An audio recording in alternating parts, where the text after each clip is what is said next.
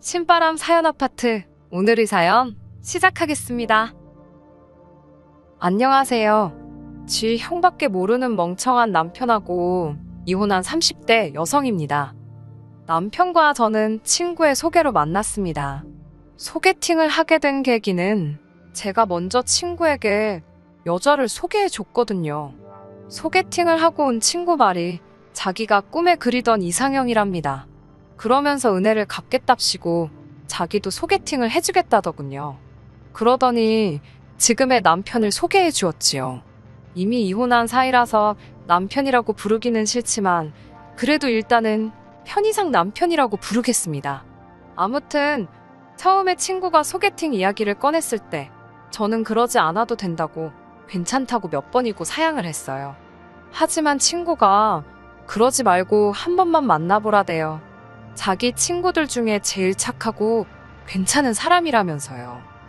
솔직히 말씀드리자면 남편을 만나기 전에 사귀던 남자는 소위 사람들이 말하는 나쁜 남자였습니다. 데일대로 데이고 헤어졌던 터라 이후로 한동안 연애는 꿈도 꾸지 못했어요. 그나마 조금 나아진 이후로는 첫째도 둘째도 심성이 고운 남자를 만나기로 결심했고요. 그런 와중에 친구가 착한 사람이라고 하도 추천을 하니 믿져야 본전 아니겠나라는 심정으로 소개팅에 나가게 된 겁니다. 중소기업을 다니고 있던 남편은 저보다 3살이 많았어요. 하지만 저와 처음 만났던 날 자기가 실수라도 할까봐 걱정을 한 건지 긴장도 많이 했고 제 앞에서 쩔쩔매는 게 눈에 보이더라고요. 그런 남편의 모습이 왠지 순수하게 느껴지기도 했고 이런 사람이라면 저를 함부로 대하지는 않겠다 싶어서 호감을 갖게 되었습니다. 게다가 막상 대화를 나눠보니 어쩔 줄 몰라 하던 태도와는 별개로 또 남자다운 면도 있었고 시간이 어떻게 가는 줄 모르겠더군요. 이후로 남편의 주도하에 저희는 2-3번 더 만나게 되었습니다. 그리고는 한 달쯤 지났을 무렵 남편이 저와 정식으로 교제해보고 싶다고 고백을 해왔네요. 결혼하기 전 저희는 1년 정도 연애를 했는데 이 세상에 장점만 있는 사람이 어디 있겠어요? 모든 것이 완벽해 보이던 남편에게도 단점이 하나 있었습니다. 그건 바로 눈치가 없다는 점이었지요. 눈치가 없다 보니 사람 속 터지게 하는 일이 종종 있었고 때로는 이기적으로 느껴지기도 했습니다. 하지만 지내다 보니 이것도 적응이 되어서 나중엔 웬만한 건 그냥 그러려니 넘기게 되더라고요. 솔직히 말씀드리자면 같이 살면서 제가 고쳐놓을 수 있을 줄 알았네요. 오만했던 거지요. 저희는 양가 식구들의 축복 아래서 부부의 연을 맺게 되었습니다. 한동안은 신혼의 달콤함을 만끽하며 행복한 하루하루를 보냈지요. 하지만 결혼하고 반년이 좀 지났을까요? 남편이 달라지기 시작하더군요. 아침마다 걸핏하면 회사에 가기 싫다고 그냥 관두면 안 되냐고 그러질 않나. 퇴근한 남편의 낯빛은 말 그대로 하얗게 질려있기 일쑤였는데 괜찮냐고 물으면 이러다 죽을지도 모르겠다는 무서운 말을 하질 않나. 처음에는 어려운 일을 맡기라도 한 건가? 체력이 딸리나? 이유를 물어도 제대로 말을 해주지 않으니 저 혼자 이런저런 상상만 할 뿐 환장할 노릇이었지요. 해줄 수 있는 일이라곤 남편을 어르고 달래는 것 뿐이었습니다. 그렇게 2-3달쯤 됐을까 견디다 못한 제가 도대체 이유가 뭐냐고 당신 때문에 나도 하루하루가 지옥이라며 엉엉 울어버렸습니다. 매일 죽고 싶단 소리를 입에 달고 사는 남편이랑 무서워서 어떻게 살겠냐고요. 그제서야 남편이 한다는 말이 자기 상사가 바뀌었는데 그 상사가 자기를 무척 싫어한답니다. 일머리도 없고 눈치도 없다며 사람들 앞에서 걸핏하면 무안을 준다고요. 그러다 급기야는 남편 자리만 구석진 곳으로 옮겨서 한마디로 자기 피를 말린다네요. 차마 자존심이 상해서 저한테 털어놓지 못했다며 게다가 그 상사라는 인간이 사장 아들이라고 하니 뭐 말 다 했지요. 그 이야기를 듣고 있으니 속이 너무 상하더라고요. 내가 내 남편 눈치 없다고 욕을 해도 남이 하는 건 듣기 싫었으니까요. 게다가 바보마냥 당하고 있었을 남편을 생각하니 열불이 올라왔고요. 법적인 대응이라던가 생각을 안 해본 건 아닙니다.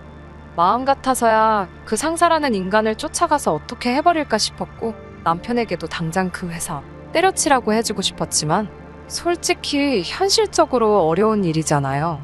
머릿속이 복잡하고 어려웠던 그때 남편이 넌지시 저에게 시댁 식구들이 있는 지역으로 이사를 가자고 하더라고요. 저는 서울에서 나고 자랐고 남편은 다니고 있던 회사가 서울에 있어서 서울에 정착한 케이스였습니다. 남편을 만난 곳도 데이트를 한 곳도 결혼식을 올리고 살림을 차린 곳도 전부 다 서울이었기 때문에 서울을 떠나는 건 상상해본 적도 없는 일이었어요. 쉽게 결정을 내릴 수가 없었지요. 시부모님이 사시는 동네는 서울에서 차로 4시간 거리였고 시부모님께서는 은퇴를 하신 상황이었습니다. 시댁에서 차로 10분 거리에 위치한 아파트에 살고 계시던 아주버님은 남편보다는 3살이 많았고 유치원을 다니는 남자아이를 홀로 키우고 계셨고요. 남편은 회사 생활로 인해 사람들에게 환멸을 느낀다며 자기를 생각해주는 사람들이 있는 곳에서 지내보고 싶다고 저를 졸랐습니다. 당시 저는 프리랜서 작가로 일하고 있었기 때문에 사실 어디 살아도 크게 문제될 건 없었지만 그래도 줄곧 서울 생활만 했으니 지방으로 내려가는 게 내키지는 않았고 결국엔 싫다고 했습니다. 하지만 남편은 저에게 시간을 갖고 생각해보라며 저를 설득하고 기다리더라고요. 저 하나만 생각한다면 정말 내려가기 싫었지만 하루가 다르게 얼굴은 말라가는 남편을 보고 있자니 죄책감이 들더군요. 저는 고민 끝에 남편에게 혼자 내려가서 지내보는 건 어떻겠냐 물었습니다. 저는 친정에 가 있으면 된다고, 먹고 사는 거야 뭐 둘 다 버는데 그럭저럭 할만하지 않을까 싶었거든요. 하지만 남편은 어떻게 부부가 떨어져 지내냐며 그건 절대 안 될 일이랍니다. 저랑 같이 가고 싶다며 이번만 양보해주면 자기가 평생 저에게 잘하고 살겠다대요. 울지만 않았지. 애걸복걸 매달리는 남편을 보고 있으니 짠하기도 하고 결국 승낙하고 말았지요.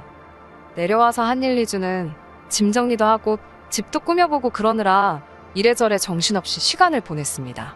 집 이야기가 나와서 말이지만 이사 온 아파트는 아주버님과 같은 아파트 단지로 동만 달랐습니다. 단지가 작아서 걸어서 3분이면 닿는 엎어지면 코 닿을 거리였지요. 저는 아주버님과 가깝게 살고 싶은 마음은 솔직히 추호도 없었습니다. 하지만 시기상으로 맞는 전세 매물이 하필 아주버님이 사는 아파트 단지에 있어서 어쩔 수가 없었네요. 처음에는 컴퓨터가 핑계였습니다. 아무래도 제가 작가로 일을 하다 보니 업무용 컴퓨터도 있고 또 만일의 상황을 이해 여분의 컴퓨터도 두고 있거든요. 어쩌다 그 이야기를 아주버님께서 듣게 되신 건지는 모르겠지만 아주버님께서 당신 아들, 그러니까 시조카가 컴퓨터가 필요한데 당신 집에는 없다며 저희 집에 몇 차례 찾아왔었어요. 매번 시조카를 데리고 왔는데 애가 얼마나 극성맞던지 한시도 눈을 뗄 수가 없었습니다. 올 때마다 물이며 주스며 쏟아대는 건 예산일이고 자기 뜻대로 안 되면 울어버리기 일쑤였지요. 제가 원래도 가뜩이나 아이들을 별로 좋아하지 않는데 예의 없는 시조카의 행동에 미쳐버릴 것만 같더라고요. 한편 남편은 남편대로 고향에 내려와서 사는 게 몇 년 만인지 모르겠다며 자기가 없는 사이에 너무 많은 게 바뀌었답니다. 그걸 핑계로 주말마다 아주버님과 어딜 가기가 일쑤였지요. 가는 거야 좋습니다만 꼭 저에게도 같이 가길 원했어요. 저는 집에서 쉬고 싶은데도 제가 안 가면 시조카가 서운해한다는 게 이유였네요. 거의 그런 식으로 2달 가까이 시간을 보냈습니다. 그뿐만이 아닙니다. 남편은 걸핏하면 저녁 식사 시간에 아주버님네와 시조카를 집으로 초대했습니다. 밥은 여럿이서 먹어야 맛이 좋다면서 그렇게 저희 집에서 고기도 구워 먹고 보쌈도 해 먹고 살림하는 분들은 이해하실 거예요. 하다못해 친정 식구가 와다가도 어쨌든 손님인지라 오기 전으로 해야 할 일이 얼마나 많은지 말이에요. 하물며 시댁 식구는 어떻겠어요. 남편이랑 둘이 식사를 한다 치면 있는 밑반찬에 간단히 먹어도 될 것을 상의도 없이 아주버님과 시조카를 불러대는 남편 때문에 매번 불고기다, 제육볶음이다, 내가 무슨 참모도 아니고 화가 다 나더라고요. 게다가 시조카가 절 좀 따른다 싶으니까 아주버님이 은근슬쩍 시조카를 저희 집에 두고 가기 시작했어요. 아주버님 말로는 시조카가 저희 집에서 자고 싶어 한다고 울고짜고 난리라며 그놈의 한 번만 소리를 어지간히 해대더라고요.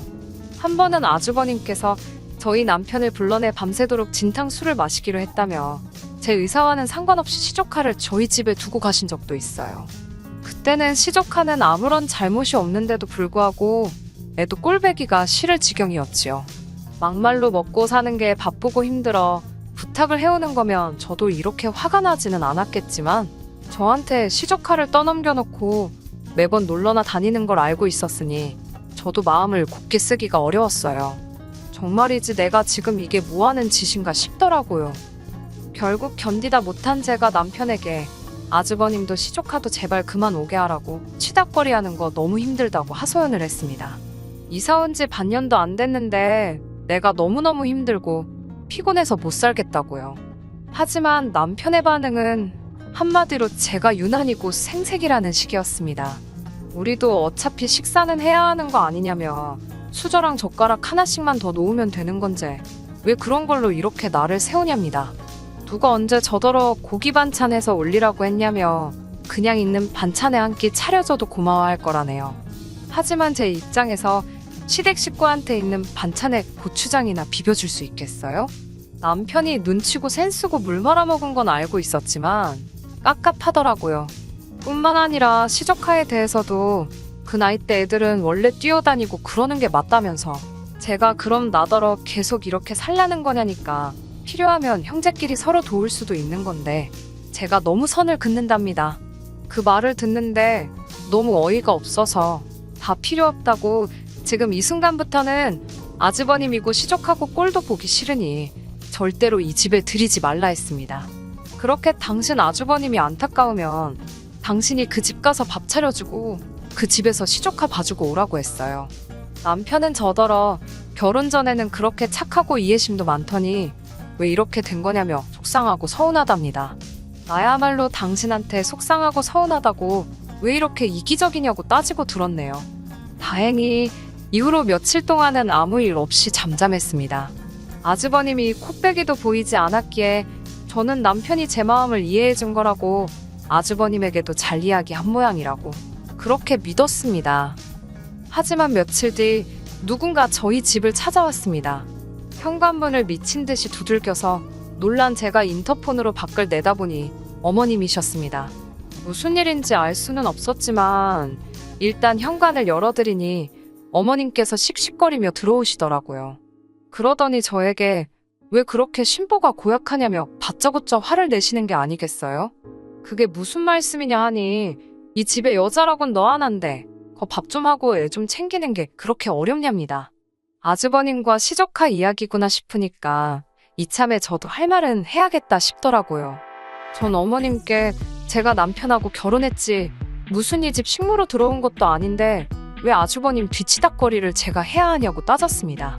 그리고 어머님은 여자 아니시냐고 그렇게 아주버님이 안타까우시면 어머님이 직접 밥도 해주시고 손자도 좀 챙겨주시지 왜 저한테 그러시냐고 할 말 안 할 말 다 했네요.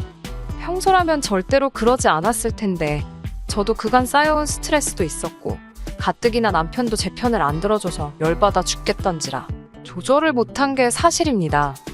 그러자 어머님께선 너랑 나랑 급이 같냐며 당신은 이 집안의 안주인이고 저는 제일 아랫사람 아니냐입니다. 원래 한 집에 며느리로 들어오면은 남편만 챙기는 게 아니라 시부모 공경하고 형제들 챙기고 그러는 거래요. 100번 양보해서 제가 무슨 종갓집 장손이랑 결혼했으면 또 모릅니다. 멀쩡하게 아주버님 살아계시고 제 남편은 둘째 아들이에요. 그리고 종갓집은 무슨 양반인지도 모르겠는 집구석에 받은 것도 하나 없이 시집 왔는데 따질 걸 따지셔야 되는 거 아닌가 싶더라고요. 그리고 제가 여기 원해서 왔나요? 어머님 아들인 남편이 살려달라고 아주 당장이라도 숨 넘어갈 것처럼 빌어서 이 지방으로 내려왔더니 어머님께선 저더러 이제 보니 아주 못돼 처먹었다면서 제가 당신들을 가족으로 생각을 안 하는 거랍니다. 어이가 없어서 저도 누가 할 소리를 하시는 거냐고 제가 어머님 친딸이어도 이렇게 하셨겠냐고 지지 않고 따지고 들었네요. 차라리 당신 손자 너무 불쌍한 애다. 너가 좀 잘 챙겨줘라 하고 제 인정에 매달리셨다면 또 모릅니다. 여러 가지 생각으로 한동안 말을 안 하고 있으니 어머님께서는 제가 겁이라도 먹은 줄 아셨던 모양이에요. 쫓겨나기 싫으면 남편한테 잘하고 아주버님한테도 잘하랍니다. 그리고 앞으로 시조카 유치원 끝나면 제가 가서 데리고 오고요. 제 아들이다 생각하고 똑바로 하라대요. 어머님이 한바탕 난리를 치고 돌아가신 뒤 남편이 오기를 기다렸습니다. 진짜 어이없게도 퇴근한 남편은 혼자가 아니었어요. 아주버님이 뒤따라 들어오시더라고요. 그러더니 배고파 죽겠다며 저더러 빨리 밥 좀 달랍니다. 제가 밥도 없고 라면도 없다. 댁에 가서 드시라고 했어요. 그러자 아주버님께선 저더러 치사하다며 어머님이 왔다 가셨다는데 아직 정신 못 차렸나 보네. 어이가 없어서 방금 뭐라고 했냐고 다시 말해보라 했습니다. 그러자 아주버님께선 남편더러 넌 마누라 교육도 똑바로 못 시키냐고 한심한 자식이라고 그러는 거예요. 그 꼴을 보고 있는데 정말이지 더는 안 되겠다 싶어서 저도 아주버님께 싸대기 시작했습니다. 형제가 둘 다 눈치냐고는 쥐똥만큼도 없어서 오라는 사람도 반기는 사람도 없는데 뭐가 좋다고 맨날 와서 밥을 얻어먹냐고 거지냐고요. 아주버님께선 제가 이렇게 나올 줄은 몰랐는지 참만 외쳐대고 있었습니다. 제가 남편에게도 너도 똑같다고 너한테나 하나밖에 없는 형이지 나한테는 동네 아저씨보다 더 불편한 사람인데 누가 좋다 한다고 왜 자꾸 데려오냐고요.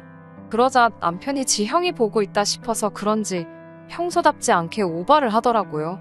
저더러 이 여자가 그러더니 빨리 죄송하다고 싹싹 빌랍니다. 그러면서 아주버님 뒤에 서서는 저한테 막 윙크를 해요. 지랑 나랑 무슨 작전이라도 짜는 것 마냥 그 꼴을 보고 있는데 한심하기 짝이 없더군요. 저는 남편더러 왜 윙크를 자꾸 하냐고 하지 말라고 무안을 주고는 이혼하자 했습니다. 내가 이건 뭐 두 집 살림을 하는 것도 아니고 이런 총구석에 와서 식모살이 할 일 있냐고. 그제서야 아주버님도 분위기가 심상찮다는 걸 알았는지 슬금슬금 꽁무니를 빼더라고요. 어차피 아주버님보다 가운데서 아무 말도 못하고 있던 남편하고 끝장을 봐야겠다 싶었기에 가든 말든 내버려뒀어요. 아주버님이 완전히 떠난 걸 확인한 남편이 저더러 도대체 왜 그러냐입니다. 요새 어머님 아버님 곁에서 형님한테 의지하며 사니까 사람 살 만나고 좋은데 저더러 왜 심술을 부리냐는 거예요. 저도 남편에게 하소연을 했어요. 적당히 거리 좀 두고 사는 게 그렇게 힘든 일이냐고. 하지만 남편은 제 이야기에는 관심이 없었고 오로지 아주버님이 마음 상했을 것만 신경 쓰는 눈치였습니다. 자기를 얼마나 한심하게 봤겠냐며 저더러 일단 전화라도 걸어서 사과 좀 해달래요. 그렇게 또 처음 여기에 내려오자고 저를 조를 때처럼 애걸복걸하는 남편의 모습을 보자 이 사람은 눈치도 없고 이기적인 데다가 철딱서니까지 없구나. 이런 사람을 믿고 평생을 어떻게 사나 싶더군요. 이혼에 대한 결심이 확실해지는 순간이었네요. 이튿날 시부모님으로부터 전화 폭탄이 쏟아졌고 아주버님도 기분이 상했다는 둥 하지만 한 번은 용서해주겠다는 둥 다들 자기들 마음대로 북치고 장구치고 난리가 났더군요. 그러던지 말던지 저는 짐을 싸서 서울로 올라왔습니다. 어차피 전세는 제 이름으로 되어 있었기 때문에 정리하는 자체에 큰 문제는 없었고 그래서 제가 나왔어요. 1분 1초도 거기에 더 있고 싶지도 않았습니다. 신경전을 빌미로 남편과 말 한마디도 섞기 싫었으며 무엇보다 시댁 식구들에게 시달릴 걸 생각하니 끔찍했거든요. 후기랄 건 없지만 남편은 절대 이혼은 못한다고 거의 저희 집 앞에 드러눕다시피 했었어요. 그걸 본 친정아버지께서 차로 받아버린다고 하시는 거 저랑 친정어머니가 간신히 말렸지요. 이래도 저래도 제가 받아주질 않으니 남편도 악에 바친 건지 이혼에 동의를 해주지 않아서 지금 이혼 소송 중입니다. 하지만 변호사인 친구가 말하기를 시간이 걸려서 그렇지 이혼하는 데는 아무런 문제가 없을 거니까 너무 신경 쓰지 말라고 하더라고요. 이제 당분간은 남 뒤치다거리는 그만하고 싶어요. 제 앞가림이나 하면서 혼자만의 즐거운 일상을 되찾을 생각입니다. 끝까지 들어주셔서 감사합니다. 오늘의 사연은 여기까지입니다. 구독과 좋아요, 알람 설정 부탁드리고 더 좋은 사연으로 다시 찾아뵙겠습니다. 감사합니다.